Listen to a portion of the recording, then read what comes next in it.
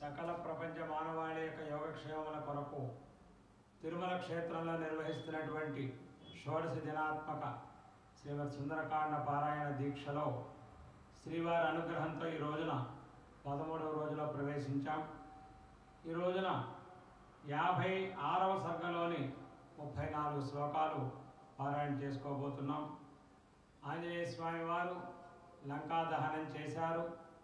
రావణాసురుడికి తగిన హితవాక్యాలన్నీ కూడా ఉపదేశించారు. చాలామంది రాక్షస వీరులని తుదముట్టించారు.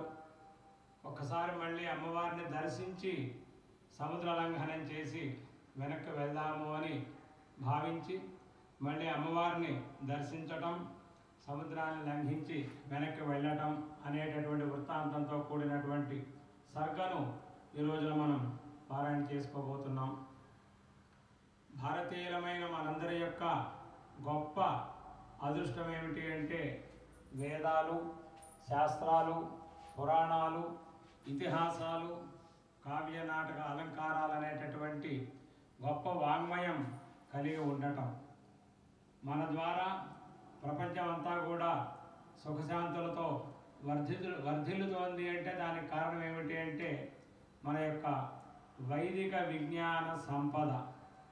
వేదాలు అందరూ అధ్యయనం చేయటం, అర్థం చేసుకోవటం కష్టం కనుక మహర్షులు ఎంతో దయతో వేదములన్నీ కూడాను ఇతిహాస పురాణ రూపములుగా మనకు అందించారు.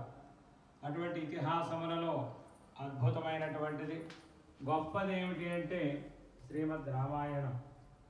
వేదవేద్యే పరే పుంసి జాతే దశరథాత్మజే వేద ప్రాచేతసాదాసి సాక్షాత్ రామాయణాత్మన అని వేదవేద్యుడైనటువంటి భగవంతుడు రామచంద్రమూర్తి. అటువంటి వేదవేద్యుడైన రామచంద్రమూర్తిని తెలుసుకోవాలి అంటే వేదమే సాధనం కనుక వేదాన్ని యథాతథంగా వాల్మీకి మహర్షి 24,000 శ్లోకములుగా శ్రీమద్ రామాయణంగా మనకు అందించారు. అటువంటి శ్రీమద్ రామాయణంలో 7 కాండలు, బాలకాండ, అయోధ్యాకాండ, అరణ్యకాండ, కిష్కింధాకాండ, సుందరకాండ, యుద్ధకాండ, ఉత్తరకాండ అని ఈ రామాయణాన్ని అందరూ చదవవచ్చు. కొంతమంది చదవచ్చా చదవకూడదా అనేటటువంటి సందేహం ఎవరికి కూడా అక్కర్లేదు. ఆబాల గోపాలం, ఆడవాళ్ళు, పిల్లలు, వృద్ధులు, పెద్దవాళ్ళు అందరూ కూడాను చదవవలసినటువంటి గ్రంథం ఏదైనా ఉంది అంటే అది శ్రీమద్ రామాయణం మాత్రమే. రామాయణాన్ని పఠిస్తే సకల సంపదలు కలుగుతాయి. కుటుంబ వృద్ధి, ధనధాన్య వృద్ధి, ఆరోగ్య వృద్ధి అన్నీ కూడా కలుగుతాయి. ఏది కావాలంటే అది కలుగుతుంది. వివాహం కావాల్సినటువంటి వారికి చక్కగా వివాహం జరుగుతుంది. సత్సంతానం కావాలి అంటే రామ లక్ష్మణ భరత శత్రుఘ్నుల వంటి సంతానం కలుగుతుంది. ఆరోగ్యం కావాలి అంటే ఆరోగ్యం కలుగుతుంది. దుస్వప్న దోష శాంతి సమస్త ఐహిక ఆముష్మిక బాధలన్నీ కూడా నివారింపబడతాయి. అటువంటి మహామంత్రం శ్రీమద్ రామాయణం అనేటటువంటిది. ఆ రామాయణాన్ని పఠించడం అనేటటువంటిది మనందరి యొక్క కర్తవ్యం. ప్రతిరోజు కొన్ని శ్లోకాలైనా మనం చదివినట్లయితే మనకు సకల అభీష్టములు కూడా నెరవేరుతాయనేటటువంటిది ఫలశ్రుతిలో వాల్మీకి మహర్షి మనకు అసకృతు అందించారు. కాబట్టి మనమందరం కూడా ఈరోజు నుంచి చక్కగా శ్రీవారిని, శ్రీమద్ రామచంద్రమూర్తిని ప్రార్థిస్తూ ప్రతినిత్యం శ్రీమద్ రామాయణాన్ని పారాయణ చేద్దామనేటటువంటి సంకల్పాన్ని పొందుదాం. శ్రీవారి అనుగ్రహంతో కృతకృత్యులం అవుదాం. ఈ 7 కాండల్లో మొదటి కాండ బాలకాండ అని రామచంద్రమూర్తి బాలుడుగా అవతరించటం, అనేక బాల్య లీలలన్నీ కూడా అందులో మనకు వర్ణింపబడి ఉన్నాయి. అసలు రామాయణం ఎలా మొదలైంది అంటే అశ్వమేధం అనేటటువంటి మహాక్రతువుని దశరథ చక్రవర్తి చేయటం, పుత్రకామేష్టి అనేటటువంటి యాగాన్ని చేయటం, ఇవన్నీ కూడా వైదిక కర్మలు.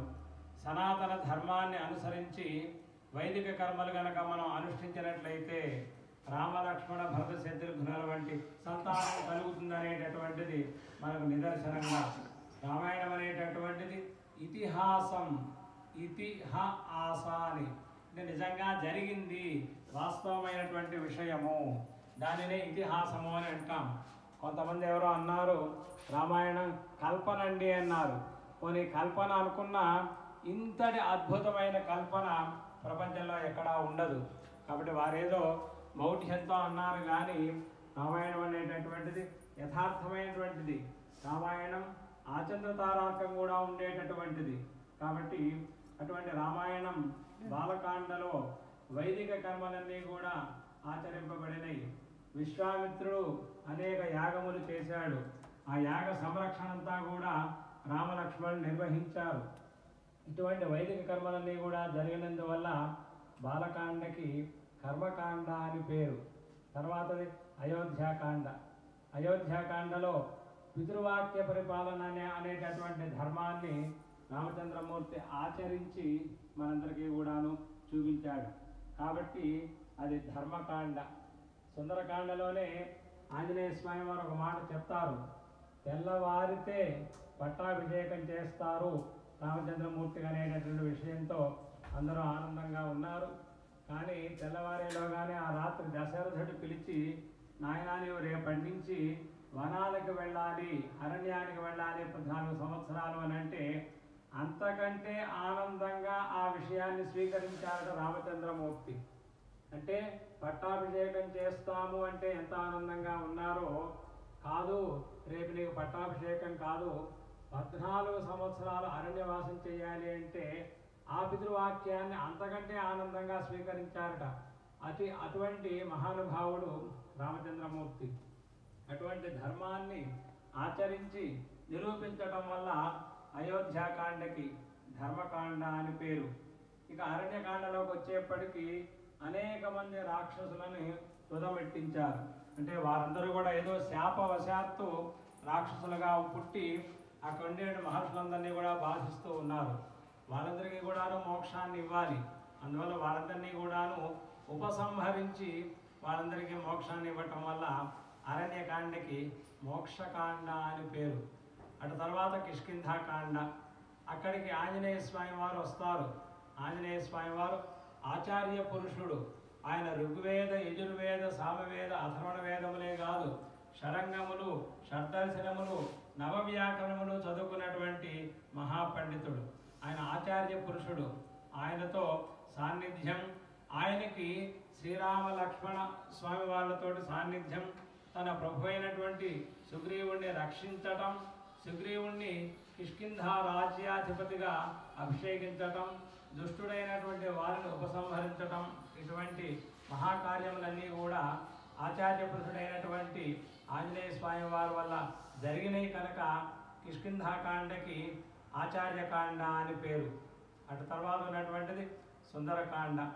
సుందరకాండ మొత్తం మంత్రకాండ అని పేరు దీనికి. శ్రీమద్ రామాయణం యొక్క సారమంతా కూడా సుందరకాండలో మనకు అభివర్ణితమై ఉన్నది. దీనికి సుందరకాండ అని పేరు ఎందుకు వచ్చింది? మనకు మామూలుగా బాలకాండలో కర్మ అధికారం, కర్మ యొక్క అనుష్ఠానం, వైదిక కర్మానుష్ఠానం ఉంది కనుక కర్మకాండ అన్నారు. అయోధ్యాకాండలో ధర్మం ఉంది కనుక ధర్మకాండ అన్నారు. అరణ్యకాండలో రాక్షసుడు మోక్షం ఉంది కనుక మోక్షకాండ అన్నారు. కిష్కింధాకాండలో ఆచార్య పురుషుడు కలిశాడు కనుక ఆచార్యకాండ అన్నారు. మరి సుందరకాండలో ఏం సౌందర్యం ఉన్నది అనేటువంటి సందేహం కలుగుతుంది మనకు.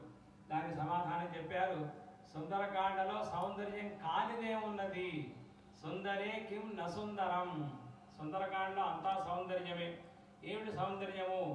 సుందరే సుందరో రామ. మహా సౌందర్య పురుషుడైనటువంటి రామచంద్రమూర్తి యొక్క వర్ణనంతా కూడా ఉన్నది. రామచంద్రమూర్తి యొక్క ధైర్య, వీర్య, శౌర్య పరాక్రమాలన్నీ కూడా అభివర్ణింపబడినాయి. కాబట్టి సుందరే సుందరో రామ. మరి కథాభాగం చూసినట్లయితే సుందరే సుందరి కథ. రామాయణం యొక్క సారమంతా కూడా అనేక ధర్మములన్నీ కూడా సుందరకాండలో ఉపదేశింపబడినాయి కనుక సుందరే సుందరి కథ. సుందరకాండలో ఉన్నటువంటి కథ కూడా సౌందర్యవంతము. రామచంద్రమూర్తి ఎటువంటి సౌందర్యవంతుడో ఆ సుందరకాండలో ఉన్నటువంటి కథాభాగం అంతా కూడా అంతకంటే గొప్పదైనటువంటి సౌందర్యం కలిగినటువంటిది. ఇక సీతామ్మవారి యొక్క పాతివ్రత్యం, సీతామ్మవారి యొక్క భర్తృపరాయణత, సీతామ్మవారి యొక్క తపశ్చక్రవర్తి ఆవిడ అనేటటువంటి విషయములన్నీ కూడా వర్ణింపబడినాయి కనుక సుందరే సుందరి సీత. సుందరకాండలో సీతామ్మవారి యొక్క సౌందర్యం, సీతామ్మవారి యొక్క ప్రభావం అంతా కూడా వర్ణింపబడినది. కాబట్టి అంతకంటే సౌందర్యం ఏం కావాలి? సుందరే సుందరం వనం. ఎక్కడైతే అమ్మవారు ఉన్నదో దాని పేరే అశోకవనం. శోకమేమీ ఉండదు అక్కడ. అశోకము, శోకరహితమైనటువంటి స్థానం. అమ్మవారు ఎక్కడైతే ఉంటుందో అక్కడ శోకానికి దేనికి కూడా భయానికి అవకాశం ఉండదు. కాబట్టి సుందరే సుందరం వనం, అశోకవనం అనేటటువంటిది సౌందర్యవంతమైనటువంటిది. సుందరే సుందరం కావ్యం. శ్రీమద్ రామాయణం ఆది కావ్యం. ఆది కావ్యమైనటువంటి శ్రీమద్ రామాయణం యొక్క సౌందర్యం అంతా కూడా సుందరకాండలో ఒకసారి మనం దర్శించవచ్చు కనుక సుందరే సుందరం కావ్యం. అంతేనా? సుందరే సుందర కపిహి. ఆంజనేయ స్వామి వారి యొక్క ఆ శౌర్యం అంతా, ధైర్యము, వీర్యము, పరాక్రమం అంతా కూడా వర్ణింపబడింది. ఆంజనేయ స్వామి వారు అన్నారు ఆ రాక్షసులతోటి, ఒరేయ్ లంక లేదు, మీరు లేరు, రావణుడు కూడా లేడు, లేయమస్తి పురి లంక నయూయం నచ రావణ. ఏమనుకుంటున్నారు అన్నాడు. ఒక్కసారి విజృంభించాడు. ఆంజనేయ స్వామి వారి యొక్క పరాక్రమం అంతా కూడా చూపించాడు. ఆంజనేయ స్వామి వారు ఎటువంటి దౌత్యాన్ని నిర్వహించాలో, దూత ఎటువంటి ధర్మాన్ని చెప్పాలో వెళ్ళిన వాళ్ళకి అనేటువంటి విషయాన్ని చెప్పుకొచ్చాడు. ఆంజనేయ స్వామి వారు చూసి రమ్మంటే కాల్చి వచ్చాడు అని అంటారు. అదేంటండి, అధికంగా చేశానా అని అనుకోవచ్చు. ఏమీ చేయలేదు, చూశాడు సీతమ్మవారిని. ఆ తర్వాత చేయవలసింది ఏమిటి అంటే కాల్చటమే. ఎందుకు కాల్చాలి అంటే ఆ లంకా రాజ్యం అంతా కూడా పరదారా పరిగ్రహంతో, పరదారా పరిగ్రహం అనే అధర్మంతో అది చాలా కూడా పాడైపోయింది, అశుచి అయిపోయింది. అశుచి అయినటువంటి ప్రదేశానికి రామచంద్రమూర్తి రావాలి అంటే దాన్ని పరిశుద్ధం చేయాలి, దాన్నంతా కూడా చక్కగా క్షాళన చేయాలి. లంకా నగరాన్ని క్షాళన చేయాలి అంటే లంకా నగరాన్ని తగలబెట్టడం తప్ప మరొక దానికి ప్రాయశ్చిత్తం లేదు అన్నారు. చూడండి, అగ్నితో కనుక మనం క్షాళన చేసినట్లయితే పరిశుద్ధమైపోతుందన్నమాట. అందువల్ల ఆంజనేయ స్వామి వారు అటువంటి పనిని చేశాడు అని. కాబట్టి అటువంటి ఆంజనేయ స్వామి వారి యొక్క సౌందర్యాన్ని కూడా మనం సుందరకాండలో చూస్తున్నాం కనుక సుందరే సుందర కపిహి. అంతేకాదు ఈ యొక్క నమోస్తు రామాయ సలక్ష్మణాయ దేవ్యై చ తస్యై జనకాత్మజాయి నమోస్తు రుద్రేంద్ర యమానిలేభ్యః నమోస్తు చంద్రార్గ మరుద్గణేభ్యః. మహామంత్రములు జయత్యతిబలో రామో లక్ష్మణశ్చ మహాబలః రాజా జయతి సుగ్రీవో రాఘవేణాభిపాలితః ఇత్యాది మహామంత్రములు కూడా చెప్పబడటం వల్ల సుందరకాండ అనేటటువంటిది మహామంత్రస్వరూపము.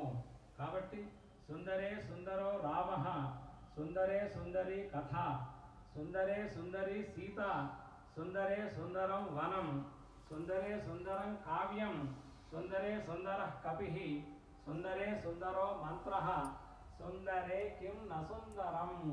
కాబట్టి సౌందర్యం అంతా కూడా ఇక్కడే ఉన్నది కనుక దీనికి సుందరకాండ అనేటటువంటి పేరు సార్థకమైంది. ఇది తర్వాత యుద్ధకాండ. యుద్ధకాండలో రావణ కుంభకర్ణాది రాక్షసులందరికీ కూడాను మోక్షాన్ని ఇచ్చారు. రావణ కుంభకర్ణులు అంటే ఎవరో కాదుగా, పరమాత్మ యొక్క ద్వారపాలకులైనటువంటి జయ విజయులే. వారి ఇటువంటి మోక్షం కావాలి అని కోరుకున్నారు. కాబట్టి అటువంటి రాక్షస వీరులందరికీ కూడాను మోక్షాన్ని ఇవ్వటం వల్ల యుద్ధకాండ అనేటటువంటిది కూడాను ముక్తికాండ అని చెప్పబడుతుంది. అటు తర్వాత ఉత్తరకాండ. ఉత్తరకాండ కూడా రామాయణాంతర్గతమే, పారాయణ చేయవలసినటువంటి గ్రంథమే. 6 కాండలేనండి, ఉత్తరకాండ కాదు మరొకరు రాశారనేటువంటి సందేహం ఏ విధంగానూ అక్కర్లేదు. మనకు పౌరాణికులు కానీ మహర్షులు కానీ సంప్రదాయంలో కానీ ఉత్తరకాండతో సహా మనం శ్రీమద్ రామాయణాన్ని పారాయణ చేయాల్సినటువంటి తీర్మానాన్ని చేసి ఉన్నారు. మరి ఉత్తరకాండలో ఏమిటి విషయము అంటే సమాధానకాండ అని పేరు. ఈ బాలకాండాది యుద్ధకాండ పర్యంతం ఉన్నటువంటి 6 కాండలలో ఏదైనా సందేహాలు సమాధానాలు వచ్చినట్లయితే వాటన్నిటికీ కూడాను సమాధానం అనేటటువంటిది ఉత్తరకాండలో మనకు లభిస్తుంది కనుక ఉత్తరకాండ అనేటటువంటిది సమాధాన కాండ అని పేరు. ఇటువంటి మహద్గ్రంథం శ్రీమద్ రామాయణం. ఇటువంటి శ్రీమద్ రామాయణ అంతర్గతమైనటువంటి సుందరకాండని ఇలా మనం షోడశ దిన దీక్షతో పారాయణ చేయాలి అంటే దానికి ఒక ప్రమాణం ఉన్నది. ఏమిటా ప్రమాణము అంటే రాఘవో విజయం దద్యాన్ మమ సీతాపతి ప్రభు.